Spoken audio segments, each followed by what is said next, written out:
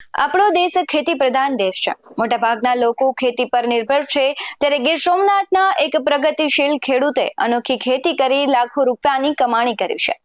નમસ્કાર, આપની સાથે હું ભગવતી વિશાવડિયા. સ્વાદિષ્ટ ખીર હોય કે પછી દૂધની બનાવટ કે કોઈ મીઠાઈ, આઈસ્ક્રીમ હોય કે પછી બ્રેડ અને કેક હોય, આ તમામ મિષ્ટાનોના સ્વાદમાં ચાર ચાંદ લગાવતું કોઈ પદાર્થ છે તો તે છે કેસર. કેસર ખાદ્ય પદાર્થમાં મિશ્રિત થઈને એક અલગ જ પ્રકારનો સ્વાદ આપે છે. પરંતુ કાશ્મીરમાં ઉગતું આ કેસર અહીં ખૂબ મોંઘા ભાવે મળે છે.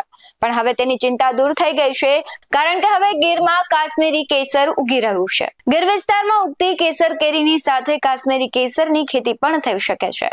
યુવાન અને પ્રગતિશીલ ખેડૂત વનરાજ રામે તાલાળા તાલુકાના પીપળવા ગામમાં કાશ્મીરી કેસરની ખેતી કરીને ખેતીની દિશામાં એક નવો પ્રગતિ અને પ્રયાસ કર્યો છે. અમેરિકા રહેતા તેમના કાકાની પ્રેરણાથી પીપળવા ગામમાં આજે કોલ્ડ સ્ટોરેજમાં કાશ્મીરી કેસરની સફળતાપૂર્વક ખેતી થઈ રહી છે. વનરાજે પોતાની સૂઝબૂઝ અને કૃષિ ક્ષેત્રના અભ્યાસમાં મેળવેલા જ્ઞાન થકી અમેરિકામાં રહેતા તેમના કાકાની પ્રેરણાથી આજે સફળતાપૂર્વક કાશ્મીરી કેસરની ખેતી કરવાની શરૂઆત કરી છે. પ્રારંભના દિવસોમાં કેસરમાં 200 જેટલા ફૂલ પણ આવ્યા છે.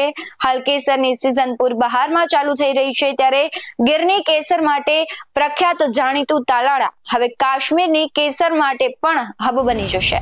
ચાલો જાણીએ ખેડૂત વનરાજ રામ પાસેથી કે તેઓ કેવી રીતના આ ખેતી કરી રહ્યા છે. मैंने एग्रीकल्चर इंजीनियरिंग हाल में ही खत्म किया है.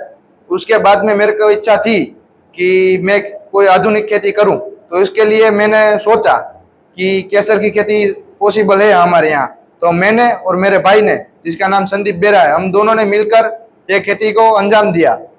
ये खेती करने का सोचा और हम दोनों ने फिर खेती करने के लिए कश्मीर गए. कश्मीर से वो 2-4 दिन हम रुके वहाँ पर सारा कुछ देखा, केसर कैसे उगता है, कैसे क्या होता है, सारा कुछ हमने वहाँ पर एनालिसिस किया.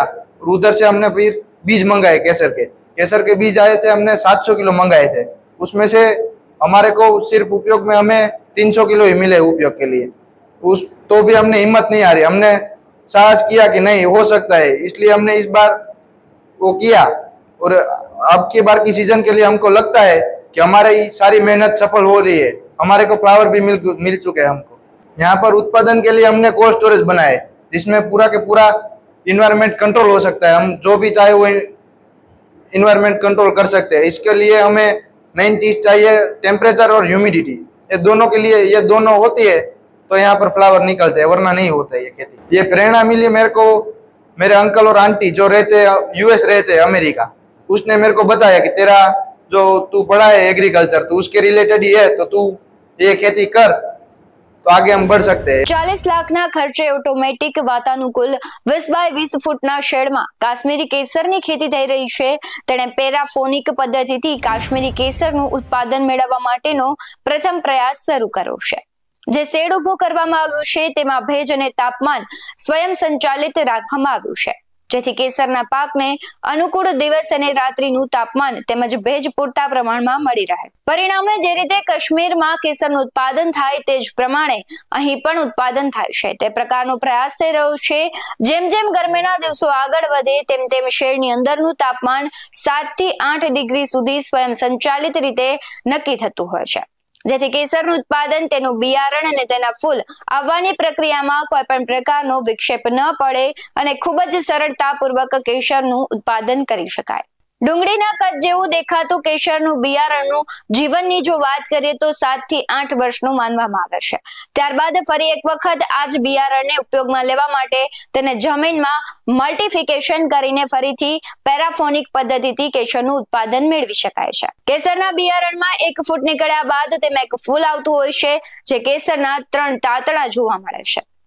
એક ફૂલ પૂરું થઈ ગયા બાદ ફરીથી એ જ બિયારણમાં કેસરનું બીજું ફૂલ ઉગે છે, ને જેમાં પણ 3 તાંતણા જોવા મળે છે. કેટલાક બિયારણોમાં 2 ફૂટ નીકળતી હોય છે, જેમાં 2 ફૂલ આવતા હોય છે, પરંતુ 2 ફૂટ નીકળે તેવા બિયારણોની સંખ્યા ખૂબ જ જૂજ જોવા મળે છે. ટેરાફોનિક પદ્ધતિમાં ઠંડી અને ભેજના પ્રમાણને નિયંત્રિત કરીને ખૂબ જ સફળતાપૂર્વક અન્ય ખેતી પાકોની ઉપજ અને પેદાશ પણ લેવામાં આવે છે અને સફળતા પણ મળી છે. ત્યારે આ પ્રકારે પીપળવા ગામમાં કાશ્મીરી કેસરનું ઉત્પાદન લેવાનો પ્રથમ પ્રયાસ શરૂ થયો છે. યુવાન અને પ્રગતિશીલ ખેડૂતના મગજમાં એક જ વિચાર સતત જોવા મળતો હતો કે ગીરમાં કેસર કેરી થાય છે તો કાશ્મીરી કેસર શા માટે ન થઈ શકે. બસ આ એક જ વિચાર ગીરની આ ભૂમિમાં કાશ્મીરી કેસરની ખેતીને પાંગરવા એક તક આપી. આગામી વર્ષોમાં સફળતા મળ્યા બાદ આ જ પ્રકારે કાશ્મીરી કેસરની ખેતીના અન્ય નવા શેડ ઉભા કરવાનું પણ પ્રગતિશીલ ખેડૂત વિચારી રહ્યા છે.